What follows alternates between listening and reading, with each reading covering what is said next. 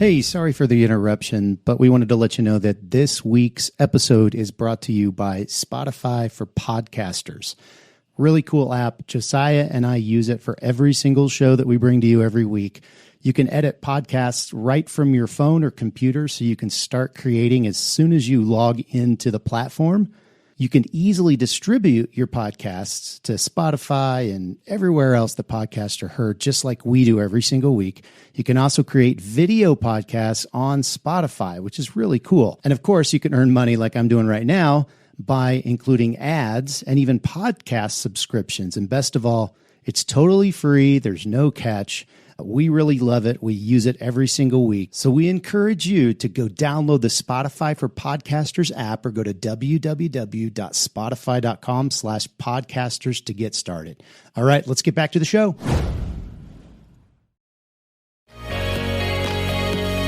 Welcome to this week's episode of the Print on Demand Cast. Each week, join Travis and Josiah as they provide insight into the print on demand industry and equip you with the tools, advice, and strategy you need to achieve success and hopefully have a few laughs along the way.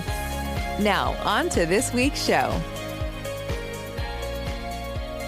Hey everybody, and welcome back to the Print on Demand Cast. It's episode 25 of the Print on Demand Cast, which means our podcast is growing up, Travis. It's getting older.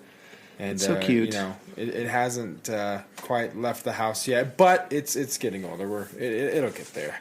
How's it going, man? What's new in in your neck of the woods? Just another day in paradise here. Like we talked about last week.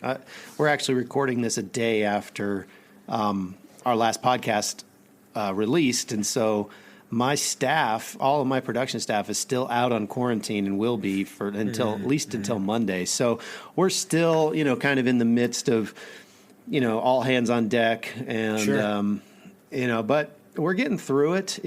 I think it's been good though, when you're forced to kind of live the life of your employee for a little bit. Yeah. You figure stuff out, and you kind of have maybe a little more compassion for some of their frustrations. Sure. It's kind of that I'm like the undercover boss without the undercover part. Yeah. I'm doing like some of those jobs, and I'm seeing some of the things that, I want to improve or tweak, and I'm able to kind of get into the systems a little bit more and understand some of the frustrations of our operators. So that's been a good thing. Yeah. It's really not left me any time to do some of the things that I want to do to move the business forward. But, that's, like I said last week, you just, as a business owner, you just kind of deal with it. You roll with the punches. Sure. That's it, man. Yeah. It's good to keep yourself, sharp on those skills too.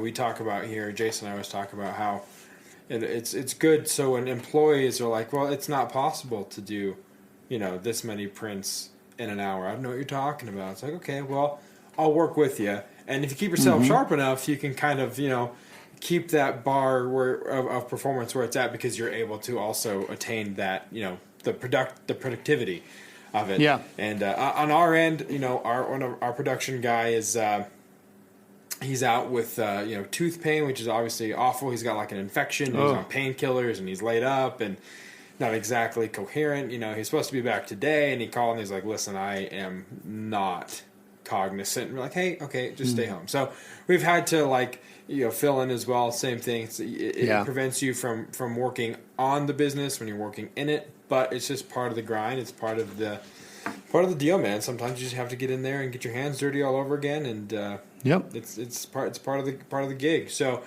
today's episode, for those listening, is another interview episode. And so we're going to go ahead and forego, again, the point of interest. I know you're all just devastated you're not going to hear another amazing bumper from Travis and or Travis's son. But next week we will have one. We have Adam Scheider with us on this episode. Travis, you've known Adam for a while now, and I'm excited to have him on. And he's talking about his P.O.D. story and some of the systems that he's using. And what are you looking forward to in this interview as far as talking to Adam, and what are you looking forward to learning about, and what do you think the listeners will be able to kind of glean off of this interview? Yeah, Adam's a podcaster too. He does the Sales on Demand show, and but he has a totally different model than us. He's doing a drop shipping model, which ironically was what I started when we started this podcast. Was what I was doing. But I always think it's good to have people that are doing different. He's still doing print on demand. He's just doing it a different way. And I think there's probably listeners out there that, are in the same boat as Adam. They want to start and they don't know how. And one real easy way to start is through the drop ship model. Now, the margins aren't quite as great as if you're doing it yourself, but you also don't have the upfront cost. So, I'm just excited to have a fellow podcaster on, somebody else who's kind of knows the business and is in the weeds, and just pick his brain a little bit and see if it can help somebody in our audience maybe that's at that spot where they don't know how to start but they really want to. Maybe Adam's got something for them. Yeah, absolutely. So with that being said, we're going to go straight into this week's main event with Adam Scheider.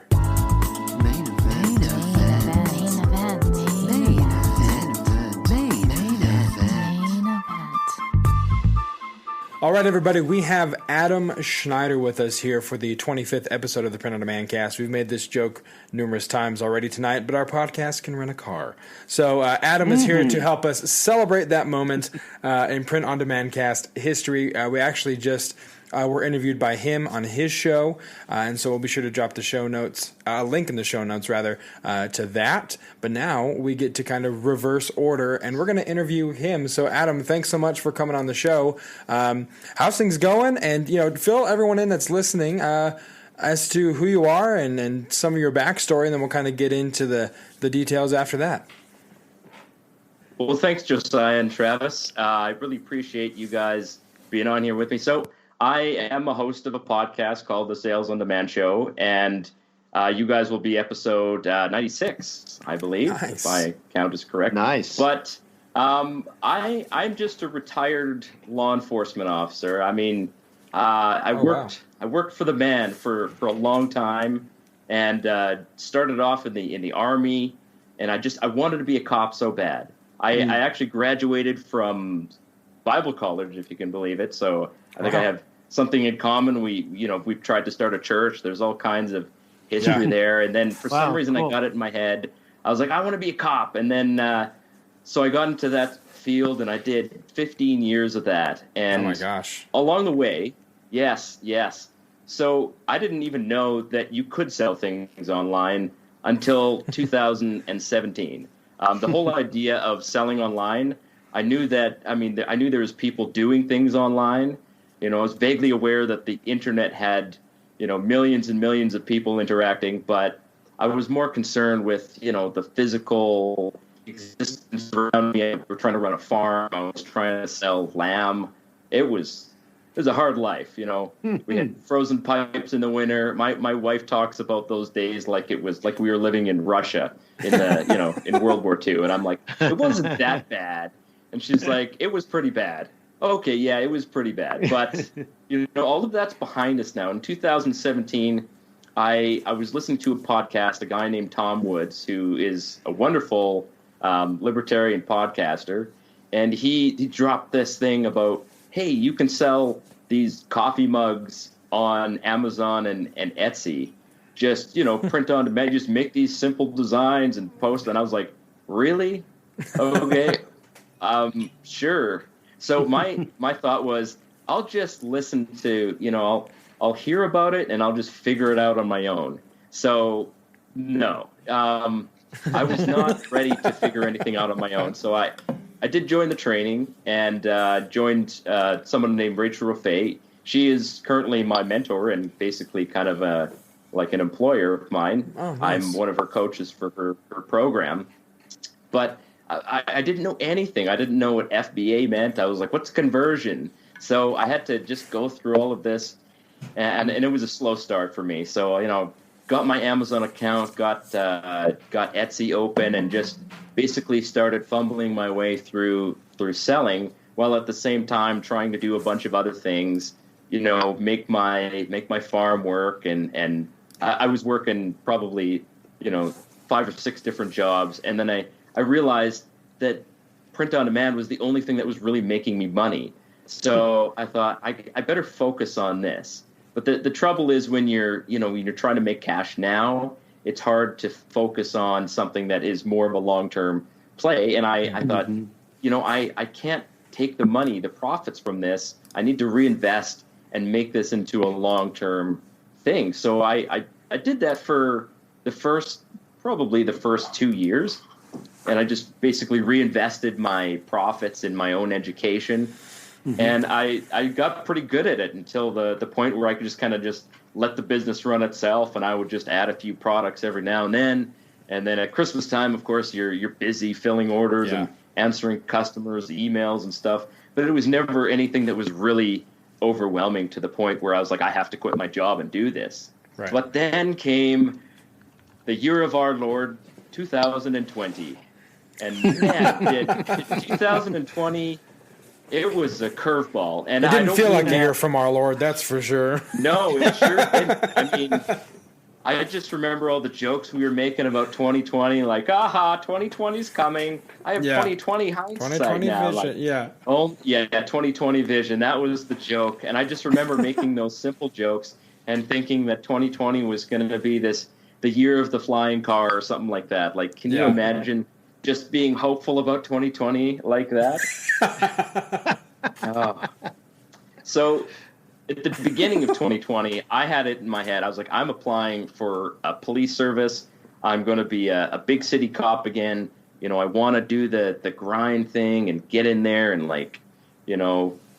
bash criminals around. I don't know. The whole thing, sure. Rescue people from drugs, that whole thing. But I realized that the business that I was running, the print-on-demand business, was growing to the point where I was like, I need to make this into something, but I'm caught between two things that I want to do. So I said, let's go for the cop thing and see how that goes. But I just felt like I wasn't going to be successful at it. And I don't know if that was God saying to me, hey, you shouldn't be doing this. This is the wrong path. But I'm stubborn, so I just kept at it. Because, sometimes we are stubborn and we just push ahead even when we see that, there is a better way. So 2020, of course, things started out kind of quiet. But then it got real weird real quick. And sales went down on Amazon, but then they went up again. And they didn't just go up. They went up like a rocket ship. Mm-hmm. And I thought, this is interesting. More people are shopping online. Okay, so I had an amazing Mother's Day and Father's Day. And when I got to summer, I basically knew what I was going to do. I was like, I have to do this full time. Like, I can't keep working, 40 hours a week at a job that is enjoyable, but it takes up all of my mental energy. I've got to make this break. And my mentor, Rachel Rafay, she's like, hey, I'm starting this new program. Would you like to be a coach? And at that point, I had already started building my own platform in the podcast, but I'd never had any experience at teaching anybody. And I was kind of fresh. So I was creating a course at the time, something that I had promised all of my listeners. I'm like, I promise I'll do this someday. And I finally got to the point where I was doing it. And I released it at the same time as I started coaching, and both of those things have done really well. And I look back and I'm like, that's the best decision I ever could have made, to just leap off the edge of the boat and go full time with this, even though I had no guarantee of any income whatsoever. It really was a leap of faith in a sense. And that was October. So from October till now, I've been doing lots of coaching. Really enjoy talking to people, making content on the podcast, and building out the course that I've been doing. And of course, I'm getting serious about business because, if you're not growing, you're shrinking. You really can't stay still in this business. You have to be moving forward.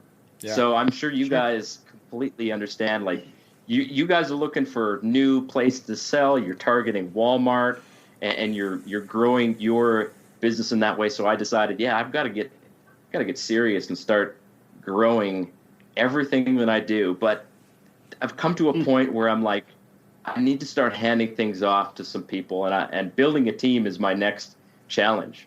Yeah. Mm-hmm. So that's currently where I'm at. Is I'm like, okay, I got to start building a team and some processes and just making this actually productive.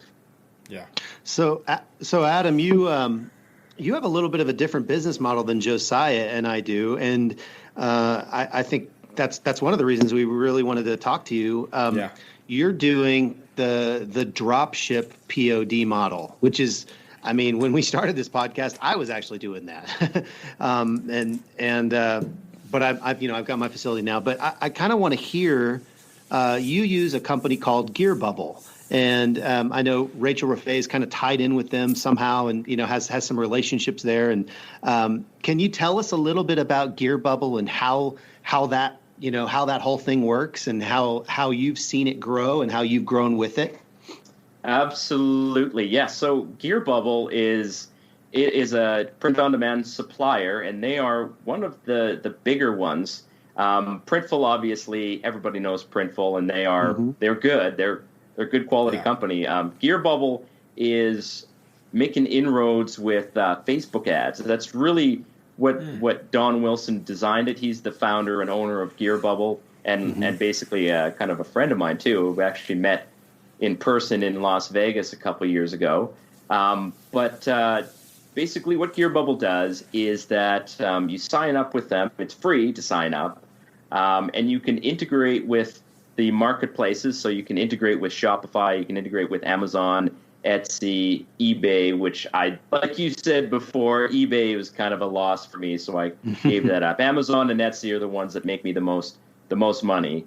But when you get an order, it gets automatically fulfilled. And somewhere in the United States, I don't know where these folks are, but someone's making these coffee mugs, putting them in the mail and shipping them off. And basically the money, you pay the base cost plus shipping, and all of the process of the order coming in, it's all automated. Yeah. So it's a business model that works really well for me, because all I have to worry about at that point is getting the product, the idea created, putting it into some kind of digital format, like a design, and then putting it on the GearBubble platform. And from there, I push it to Amazon, Etsy, and if it makes a sale, then I make money. And if it doesn't, then I just, maybe I spent 2 minutes making the design, and so I lost 2 minutes of my life, which, at this point in my life, just sitting in traffic is costing me money. So I can afford 2 minutes. But, that's basically the business model. And of course, on Amazon, making hundreds and almost thousands and thousands of designs really is the way to get ahead. And then once I find something that sells, then I turn to what you guys are doing, which is fulfillment by Amazon. And that has been very successful for me in terms of, and that was one of the struggles, and I'm sure we'll get to the I'm doing for my own, printing at home business, because it was related to my frustrations with Amazon FBAs that, I couldn't get my products to Amazon in time. I was doing great, making lots of sales, but waiting 3 months for, mugs to get printed and shipped to Amazon, it was just not really working well for me. So I had to come up with the solution that is currently kind of working for me, and when I expand it, I'm going to have to change the way it's been done. But so far, the print-on-demand model, where someone else handles all of the fulfillment side, is pretty good, and it particularly on Etsy, where customization is the king on Etsy. People want to see their name on a mug, they want to see their name on a T-shirt, or they want to see their name on some other product. And Order Desk, of course, is the way that I've been using to fulfill that, because it pulls in all of the information. Otherwise, I would have to put the customer's name in. It would be very tedious. So there's lots of excellent solutions out there for Etsy and Amazon, and I'm working on just expanding what I'm doing, so that I make even more money without having to take as much time to manage the logistics of it. So, in a nutshell, that's basically what GearBubble is and what I'm using it for. Yeah. So tell me, you mentioned long times to get your products into FBA, but what are some of the trade-offs, versus, for a drop shipper that versus fulfilling your own products? I would imagine there's a longer lead time, or lag time from the time the order comes in to when it's actually shipped. But what have what do you wish was better, I guess, with GearBubble or with shipping P.O.D? Yeah. No, that's a good point. And of course, this Christmas, we all got basically, I don't know if you want to say punched in the face by just the circumstances, but there were some major supply issues. Yeah. And seeing as how I don't have the ability, I sold a lot of Christmas ornaments, for example. And so I'd send in the order to the warehouse, and then I'm putting along, like on Etsy, you can set your production time. So you tell your customer, okay, it's going to take about 2 weeks to get this printed and shipped. And most people are like, okay, that's fine. They order in advance. All good. In ordinary years, that wouldn't have been a big issue. Even when it's busy, they hire more staff and get it printed. This year, that was a huge problem. And, the warehouses got COVID. And you basically you don't have any control over the logistics of your product once you put in the order. And there were some issues with things not getting printed properly. And now, on the other hand, GearBubble guarantees that it's going to make it there. So if something gets misprinted or misshipped, I just give them a message and say, hey, this order got screwed up. Send them another one for free, and they do that. So you're gaining a little bit of sort of you're getting a guarantee that it's going to get there, but you're giving up control of it yourself. And for me, the difficulty for me is that I live in Canada. So for me to get access to the U.S. markets, I have to cross that invisible line in the sand called the U.S. border. And during COVID, I mean, that's even more of an issue because I was thinking, I'll just drive across the border. I actually only live like an hour and a half from the U.S. border. So it wouldn't actually be that tough for me to cross the U.S. border. But they won't let me do that. Like, you just really can't cross the border now. And I'm like, well, this sucks.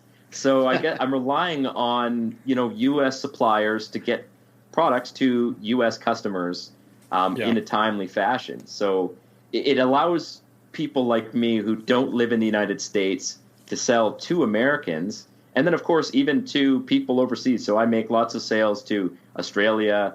I sell to Canada, of course, and it's kind of bizarre. People think that I'm shipping from my house, and I'm like, no, it's coming from the United States. It's crossing the border. It's going to take a while. Canada Post is not amazing at delivering, packages during Christmas season. So it is a bit of a struggle to make customers aware of that, but if you let them know ahead of time what to expect, usually you can kind of get away with it.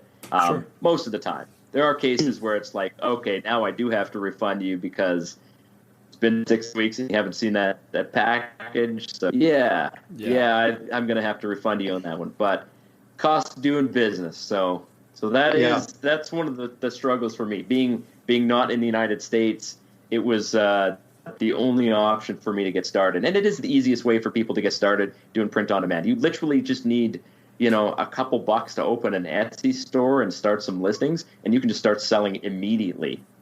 Right. Yeah. Right. Speaking of Etsy, you mentioned, customization is king on Etsy. Yes. And Travis and I, we both know that. We both have experience on the customization craze and people wanting something unique to them. What's your order flow for custom? You mentioned Orderdesk, and we've talked about Orderdesk a lot on this podcast, referenced it, I should say, because neither Travis or I have really gotten in the weeds with Orderdesk a lot. He has more than I have. So tell us about your order flow for custom orders, and then kind of what Orderdesk does for you that makes that an easy process. Yeah. Orderdesk was kind of a brand new thing for me this year. I'd been hearing about it in the months of May and June. There were some other sellers using it. But it basically it's a hub for suppliers and the artwork and all of the information to just be compiled in one spot. So it is a bit of a tech challenge to get on there. And anybody who struggles with, how do I open this PDF? you might not be. It might be a bit of a challenge for you to get onto Orderdesk, but I'm actually working on creating some videos that will help people navigate Orderdesk. But what it does is it pulls in. So what you're saying is you double click Orderdesk and it opens up. Is that how it works? No, you got to do a Google search. You got to search Yahoo for Google, and then when you get Google, you search Orderdesk, and then it opens Orderdesk. And it syncs seamlessly with your MySpace. You're going to be just fine. That's right. Yeah. Tom sends out the order for you from MySpace, and there you go. Oh, so what it does is it pulls in order information from your platforms, and it actually can go to Amazon Canada. It can go to Amazon US. It can do Shopify, and you just get them all in basically one big pile of orders, and it tells you where it came from. And for me, I can separate out the orders that are going to GearBubble because I still use GearBubble. They get automatically integrated. I don't want to touch that side of things. So the customization, though, GearBubble doesn't have any way to automate that. And if I didn't have Orderdesk, I would have to create the artwork that the customer wanted, and then I would have to just order the product, put the customer's name in. So basically now all I need to do when an order comes in from that platform where it's customized, I just make the artwork, and I have the template saved. So it's literally just go delete the name that's there, put in the new name. It takes about 20 seconds. Okay. I download the brand new artwork, upload it to their Dropbox, and they've got the order. So also you can edit customer details. You have a lot more control over each order, and you can. There's so much functionality for Orderdesk. The guys who have created it, they're really working hard at making it sort of a really multi-purpose platform. So there's lots of things that you can add SKUs on. You can create folders. So if you wanted something to go to one fulfillment area, you could create a folder for them.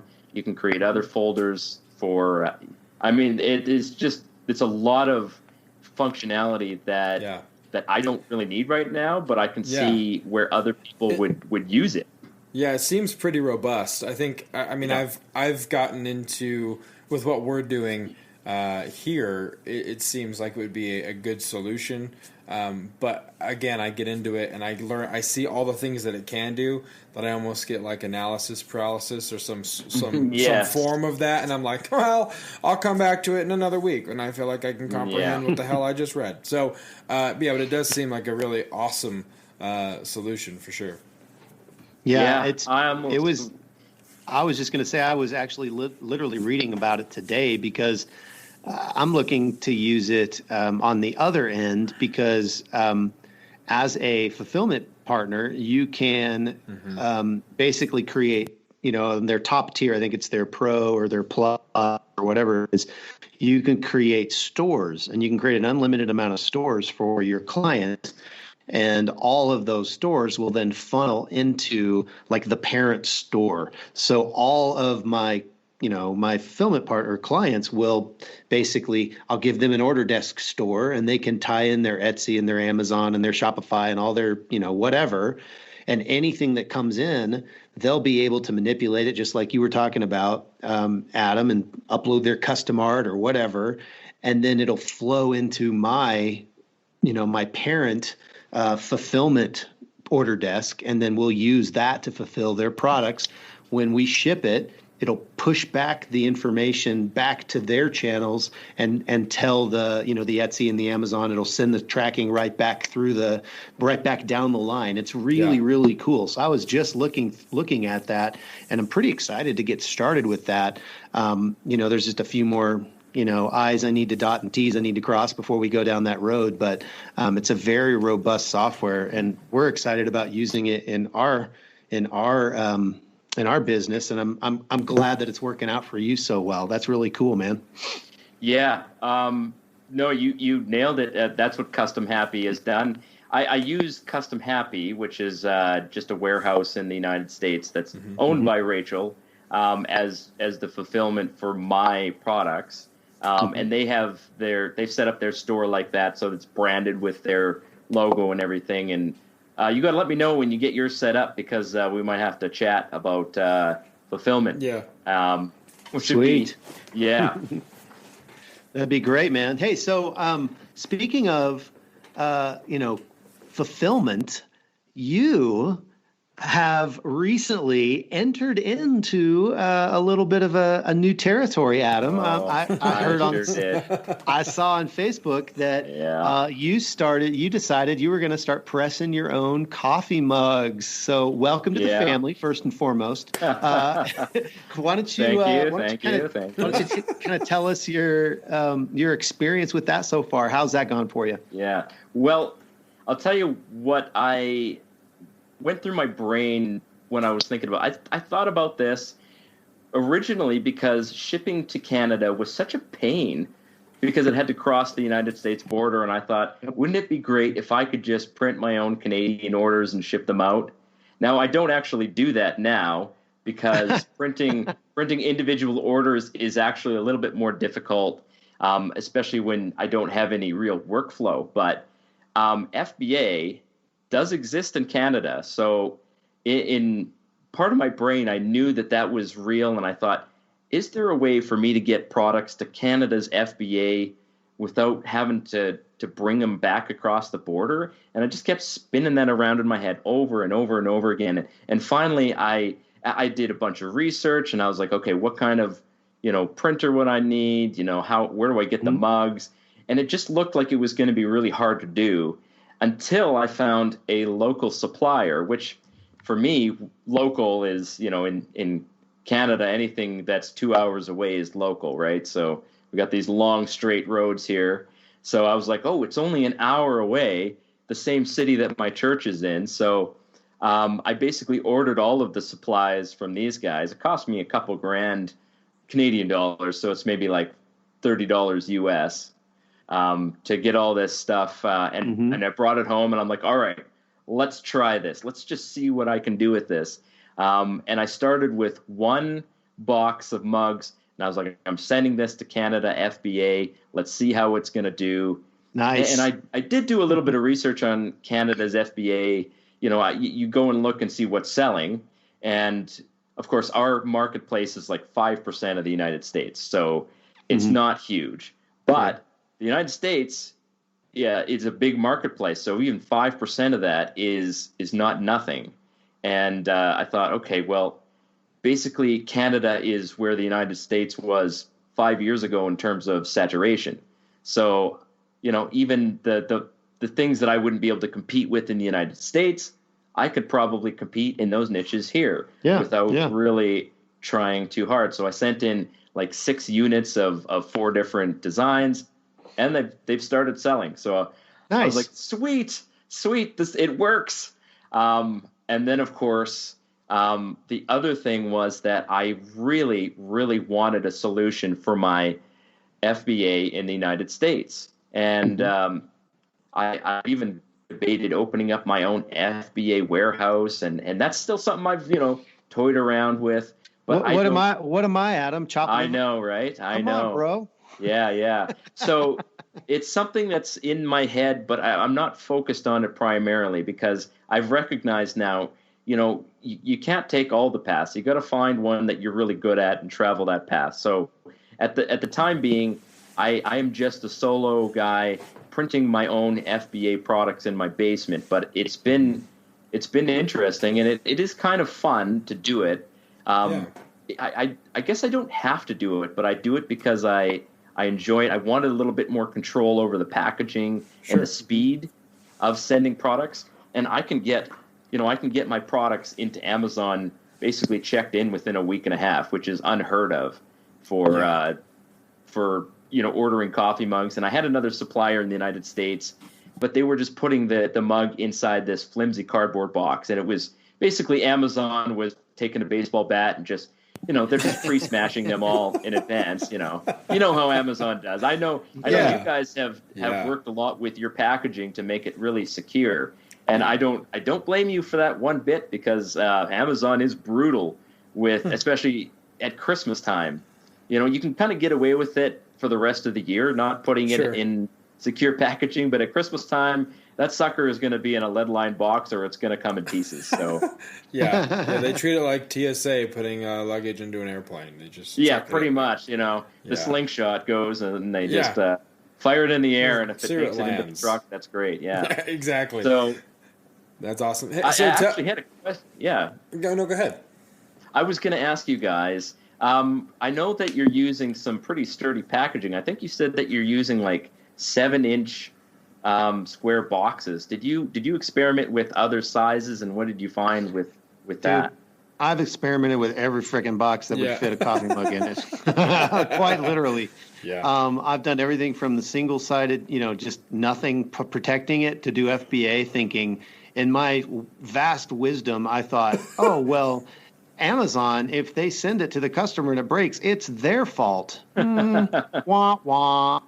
That didn't work. I've done the boxes with the styrofoam in it. Those were a little pricey, and so I moved to a 5 by 5 by 5 cube that we would wrap a single medium bubble around, and that seems to work fairly well. And I think that's kind of what you guys, Josiah, you guys are still doing that. We are now doing a 7 by 6 by 6 for our 11 ounce and our 15 ounce, and we do 3 wraps of this medium bubble. So for the merchant fulfilled stuff. So anything that we send out merchant fulfilled, we really want it packaged well. We're getting hardly any breaks at all. And then the cool thing is that I can, for my priority stuff, which we send our 15-ounce priority mail, and then anybody that does expedited, we send priority mail. USPS has a priority mailer that's a 7 by 7 by 6, and it's actually perfect for a 15-ounce mug with 3 layers wrapped around it. But for FBA, the plan is to do 6, and I used to do this. I've outsourced it, but our plan is to do 6s, 12s, and 36s in the 5 by 5 by 5. It's kind of it's a white gift box kind of thing, and I think for FBA that's going to work. I think Josiah, you guys are using that. I mean, I used to use that for my fulfilled as well. Yep, we're doing that same kind of white gift style box with 3 wraps of the, bubble wrap in there. And we don't get a whole lot of breakage either. Once in a while we'll get one back in the mail, a return. You can tell it sounds like a nice Christmas ornament was crushed in there. But but it is an experimentation. I mean, Travis and I both have been, testing boxes together, and then we'll just be like, okay, and drop it from here. Nope, and drop it from here. Nope. So we do drop tests, and it's it's very MythBuster thorough, testing of what these boxes can do. Yes, just twirl the mustache. So Adam, tell us, your recent, we've covered your recently pressing your own mugs. What kind of gear do you have? What are you doing it with? A lot of people that are listening might be just starting out, might be looking at what to get, or changing equipment. What are you using at the moment when you are pressing stuff yourself? Well, this was a good question. I did a ton of research on what can I do, what should I do, and there was a temptation of mine to go with a conversion kit and buy something like an Epson printer and use like a conversion kit, because you can save a little bit of money. The Sawgrass printers, they're $800, which is not cheap. In the end, I decided that if you're going to do something, why not buy the tool that's designed to do that? And the Epson printer is not designed to do sublimation. It can do it. It's kind of like, putting a gas-powered engine on a bicycle. It's not really designed for that. You can do it. You'll have a lot of fun. Yeah, you'll have a lot of fun until the bike shakes itself apart or something like that. I actually used to do this, by the way, putting gasoline engines on a bike. It was a lot of fun, but they never last very long. So I said to myself, I'm going to go with whatever's the best, low-scale printer. So I did get the Sawgrass 500. And they also had the mug press is a Geo Knight, I believe. No, it's a Galaxy press. Sorry, they had two versions. So I got the Galaxy press. It's the latest version. It's the latest model, as Harry Potter said. And I'm happy with it because I want this to be a long-term business, and I don't want to buy some cheap thing off of Alibaba or AliExpress that's going to break. Yeah. And then if I'm stuck with something that doesn't work, then I'm back to ground zero. So I decided to go with the best that you can buy, and pay the money to get good quality stuff. Nice. On the other hand, when we're talking about boxes and stuff like that, I did initially skimp on the boxes.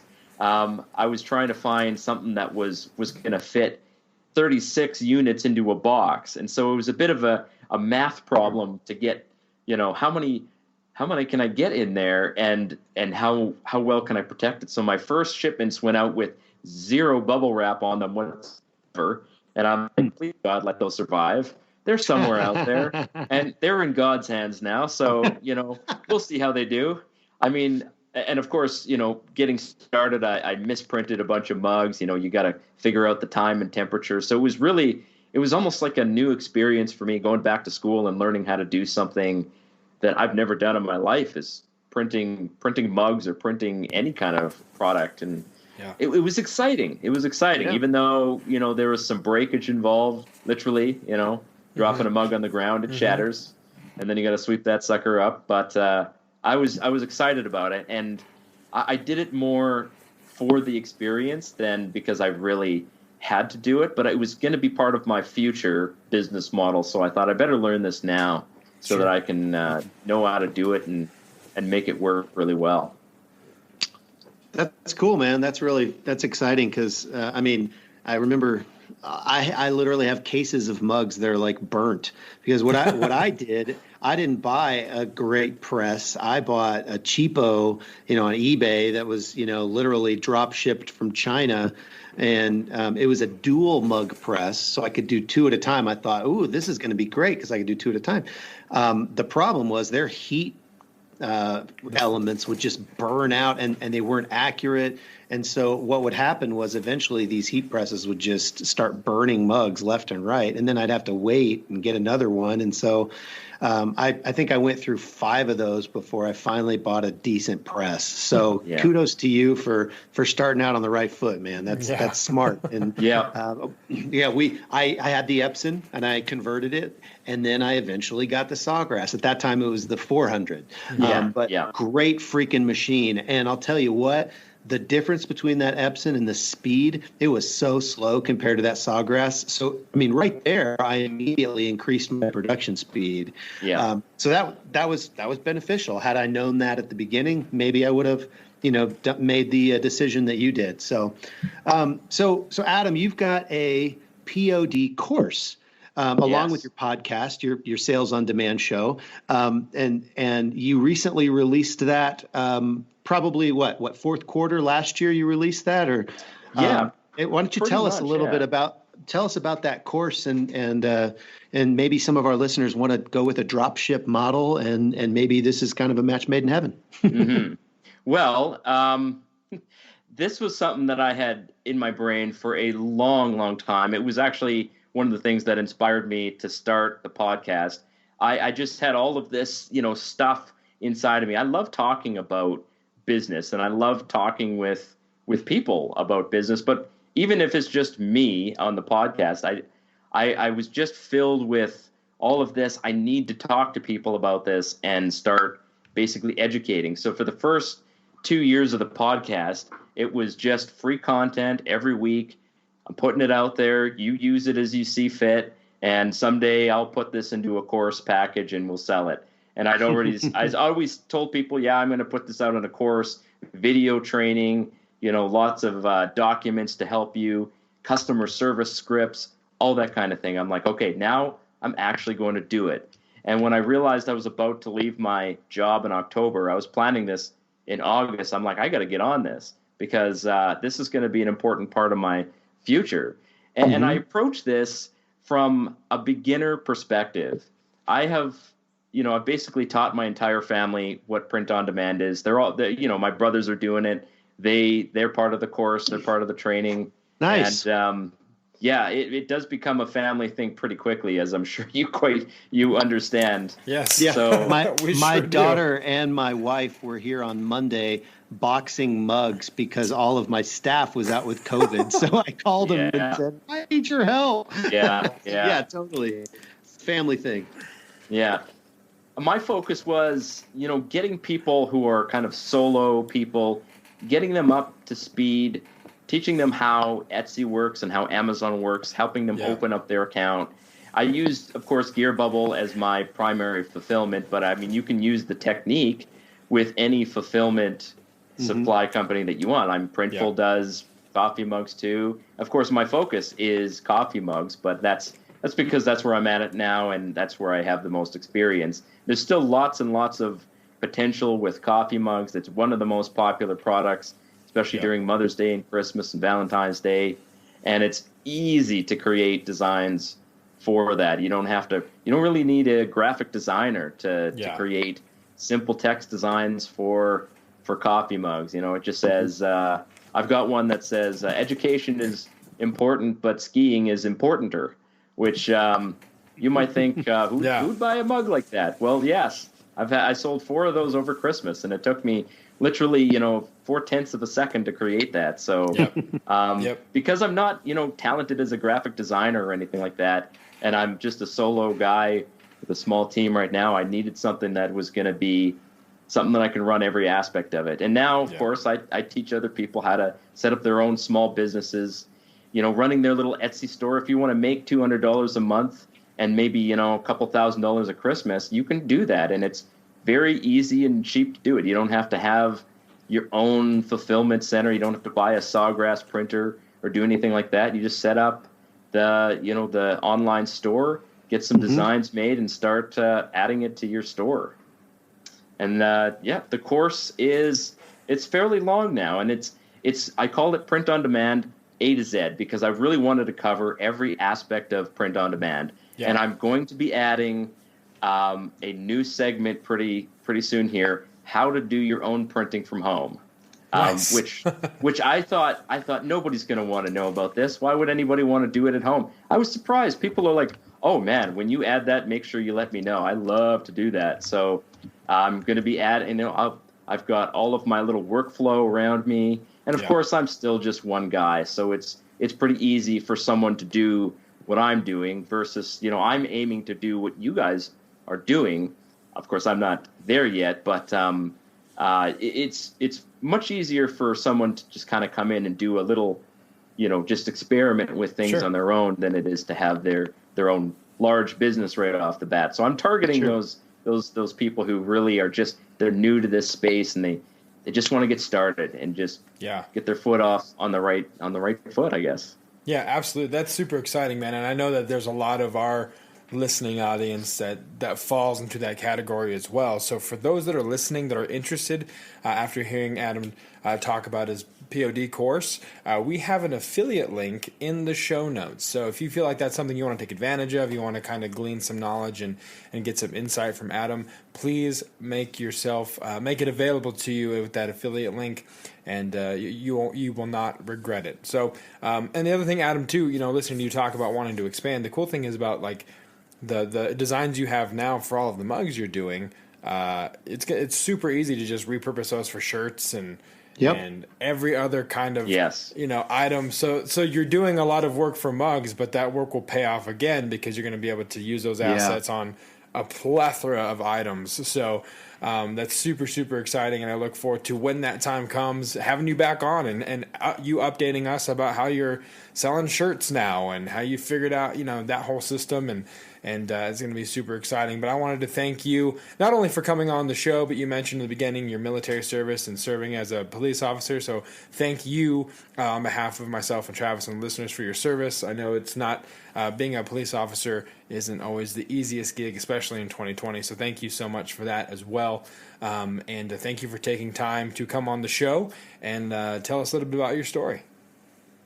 Well, I appreciate you guys having me on here, and I look up to you guys. You guys are in a sense, you guys are mentors for me. And I mean, if there's anything that I do that will help you guys in your journey, that's great. But I definitely aspire to be where you guys are, in a sense, with the larger business, hopefully in a couple of years for sure. And I appreciate your time. Awesome. Keep this podcast going. It's a really valuable asset.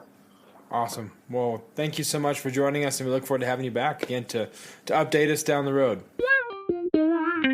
Well, there you have it, our interview with Adam Scheider. I want to thank Adam one more time for coming on to the show. It was great to talk to him, great to hear about his story, his experience, and I really enjoyed, talking to someone who is kind of having success in the dropship model, but is just now starting to branch off into, producing stuff himself. I think that Adam is primed for success. Again, we talked a little bit about that at the end of the interview. Like, he's got so many assets and designs that he's kind of primed to scale whenever he feels like that moment's right for him. So I really enjoyed, and he's a lot of fun to talk to. Travis, what did you think of the interview? And what were your thoughts? Yeah, Adam's an all-around good dude. I'm glad, we finally got him on our podcast. I've known him for a little while, and I actually I listened to his podcast before we were doing ours, and reached out to him, and was actually on his podcast before we were ever doing ours.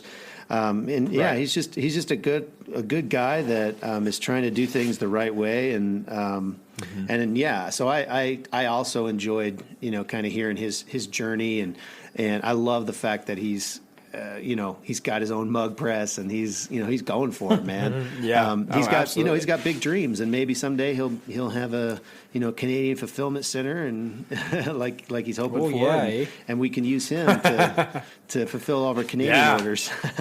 Yeah, absolutely. I mean, I think it's really cool, with the connections that not only that we've made, during this podcast, but in the past through RMRC and all the other conventions that you and I have gone to, the relationships you make, it's good friendships, but then it always ends up sometimes being very beneficial in other ways as well. So you never know how different relationships and friendships can lead to cool collaboration. So I'm really looking forward to following up with Adam and seeing, as he begins to scale, what his process was as he scaled. And again, for those listening, you heard Adam talk about his P.O.D. course. The affiliate link for that is in the show notes. So please avail yourself of that if you're in that stage where you feel like you can learn a lot from what Adam is doing. I think you can, and I think you won't regret making that available for you. So, as always, thank you guys so much for listening to the Print on Demand cast. You can get the Print on Demand cast at printondemandcast.com. Email us info@printondemandcast.com if you have questions for Travis or myself, or even for Adam that we can relay, and maybe on a follow-up episode, have him back on, and kind of give more insight on whatever you would like him to talk about. We are available on all the major podcast platforms: Spotify, Google, iTunes, Anchor, wherever you get your podcasts, there we are. Just search P.O.D. cast, and of course rate and subscribe on iTunes. Helps the algorithms, helps us get in front of the people that need this information, much like yourself. So with that, for Travis, I'm Josiah, and we'll see you next time right here on the Print on Demand cast. See ya. Thanks for listening to this week's episode of the Print on Demand cast. We hope you enjoyed the show. If you've got a question or a suggestion for the show, send Travis and Josiah an email at info@printondemandcast.com. Take a minute to rate and review the show on iTunes or wherever you get your podcast. And don't forget to subscribe now so you don't miss next week's episode. See you next week.